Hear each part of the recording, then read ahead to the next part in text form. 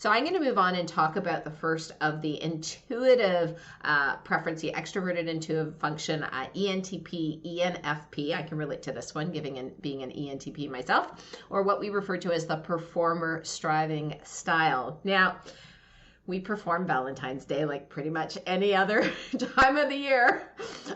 We see Valentine's Day as an opportunity to dress to impress, to show up at the best restaurant, dress to the nines, the envy of everyone. No gift is too small, no gesture is too grand if their lover, their partner, their spouse is willing to participate. But if they don't, it's another story, right? It's like we want recognition.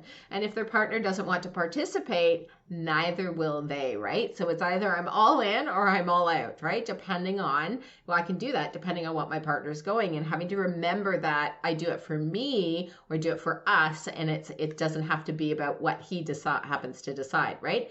We still may make a big deal out of it, but harbor resentment when our partner does nothing for them. I can completely relate to that statement, right? That internal seething of, oh, here we go, another Valentine's where I did it all and you did nothing. And again, we often perform Valentine's Day for others to make it special because we want it to be special for us. And it's really hard and a really significant letdown and hurt when the others around us don't get that. And again, we don't always remember to negotiate for that. So potential pitfalls.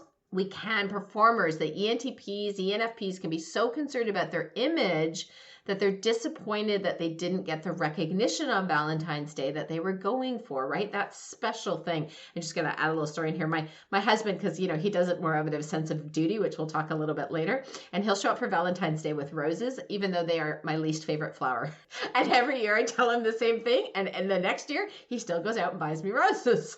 And so for me, it's that having not to feel disappointed that the recognition that I miss in that is he's not recognizing what's actually meaningful to me. He's doing it more out of what his comfort zone, which is, okay, Valentine's Day equals roses equals, I go buy them.